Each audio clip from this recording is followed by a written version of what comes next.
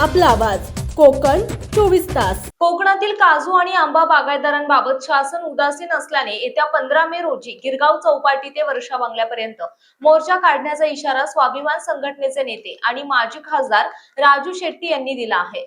कोकणातल्या आंबा आणि काजू उत्पादक शेतकऱ्यांचे प्रश्न घेऊन गेली 2.5 महिने आम्ही सातत्यानं संघर्ष करतोय।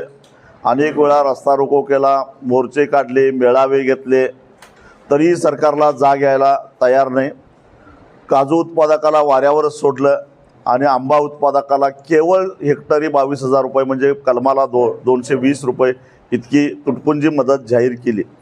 आणि या पार्श्वभूमीवर सरकारला जाब विचारण्यासाठी म्हणून येत्या 15 मेला दुपारी 3 वाजता गिरगाव चौपाटी येथे कोकणातला संपूर्ण 5ही जिल्ह्यातला शेतकरी एकत्रित येऊन मोठ्या संख्येनं आम्ही मुख्यमंत्र्यांच्या निवासस्थानी वर्षावर जाणार आहोत आणि आम्ही सरकारकडे कैफियत घेऊन जाणार आहोत मुख्यमंत्र्यांच्याकडे।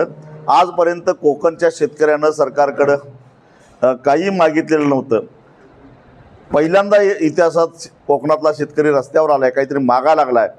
अशा वेळी सरकार जे शेतकऱ्यांच्या प्रश्नाकडे दुर्लक्ष करतंय ही बाब अत्यंत गंभीर आहे आणि याचाच जाब विचारण्यासाठी म्हणून 15 मेचा हा मोर्चा आहे। महाराष्ट्र शासन कोकणातील काजू आणि आंबा बागायतदारांना तुपुंजी मदत करत असून त्यांच्या जखमेवर मीठ चोळण्याचे काम करीत असल्याचा घणाघाती आरोप राजू शेट्टी यांनी रत्नागिरी येथे आयोजित पत्रकार परिषदेत बोलताना केला।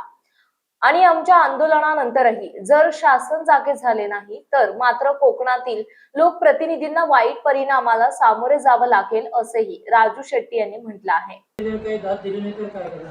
15 मेचा मोर्चा हा मोठाच होणार आहे, कारण मुंबई स्थित कोकणवासी सुद्धा मोठ्या संख्येनं त्या मोर्चामध्ये येणार आहेत। अनेक राजकीय पक्षांनी, अनेक सामाजिक संघटनांनी या मोर्चाला पाठिंबा दिलेला आहे। मी स्वतः उद्धव ठाकरेंना भेटलोय, त्यांनी पाठिंबा व्यक्त केला आहे। महाराष्ट्र नवनिर्माण सेनेचे प्रमुख राज ठाकरे यांनाही भेटलोय, त्यांनी पाठिंबा व्यक्त केलेला आहे। काँग्रेसचे प्रदेशाध्यक्ष हर्षवर्धन सपकाळ यांना भेटलोय, त्यांनी पाठिंबा व्यक्त केला आहे। सक्रिय पाठिंबा अर्थात सगळ्यांनी केला आहे। त्याशिवाय राष्ट्रवादीचे प्रदेशाध्यक्ष शशिकांत शिंदे यांना भेटलोय, त्यांनी पाठिंबा व्यक्त केलेला आहे। अनेक संघटनांनी शेका पक्षानं पाठिंबा व्यक्त केलेला आहे। त्यामुळे सगळ्या जवळपास राजकीय पक्षांनी आणि वेगवेगळ्या सामाजिक संघटनांनी सुद्धा पाठिंबा व्यक्त केला आहे। त्यामुळं मोठाच मोर्चा होणार आहे आणि या उपरी सरकार जर का दखल घेणार नाही तर याचे वाईट परिणाम कोकणातले लोकप्रतिनिधी आणि सरकार दोघांनाही भोगावे लागतील। समंदर की गोद में पला है तू, अंगड़ाई लेते ही लहरें शुरू।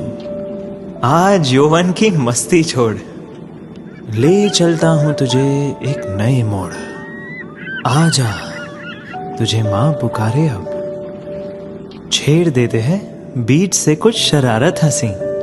गले लगा ले उसे ए फकीर, इंतजार कर रहा है तेरा तो।